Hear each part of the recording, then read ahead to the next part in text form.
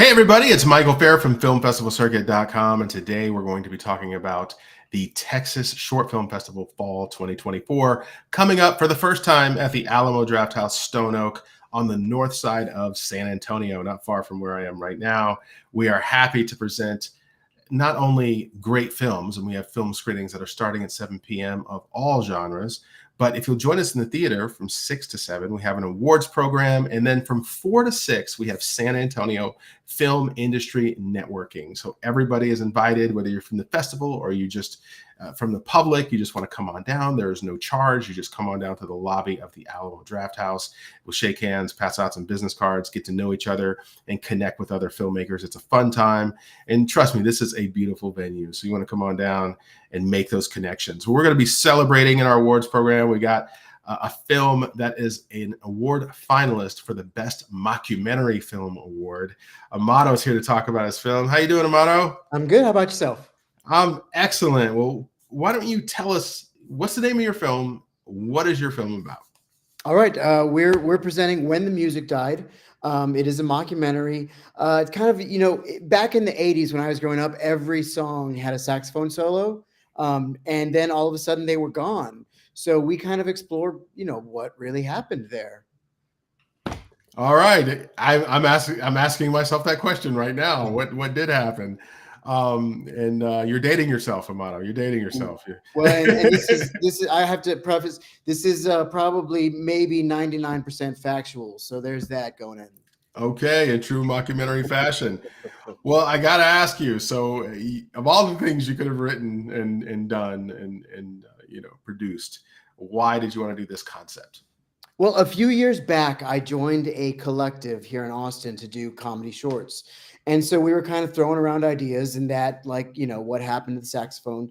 A buddy of mine introduced it, and so it's like, oh, that's an easy one to kind of sit down and play around with. So I went and sat down and wrote. We had that for a while. We were kind of sitting on it. It was like, should we do this? Should we not? How are we going to handle rights and those sorts of things?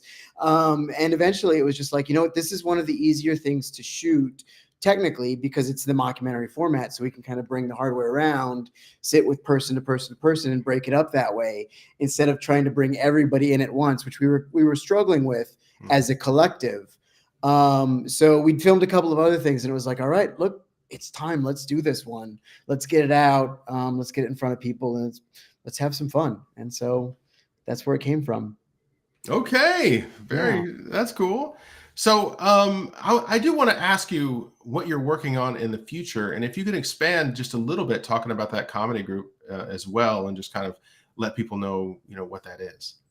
We'll start there. So Silk Road Comedy is kind of a collective. We kind of came together as a group of folks that were wanting to do comedy shorts. So in that 7 to 10 minute range, pretty low budget, something we could put together one a month, maybe more frequently in the future.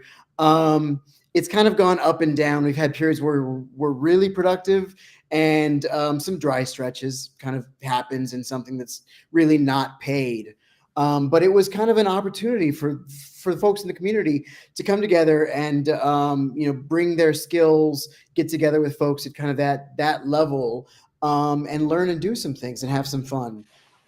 So we do have a few projects on the back burner there, 3 or 4 in pre-production. I think we're sitting on something like 50 scripts now. So we just really have to get it together and start going. If you're in the Austin area, if it's something you're interested in, please, I think the link is going to come up later, but please give us a click and follow and send a message. And, we're particularly looking we've got a lot of actors. We've got a fair few writers. We don't have a lot of the behind the camera folks. Producers would be a big one that we need that would really help out in kind of spearheading some of these projects. But, we're happy to bring new folks on and always happy to see.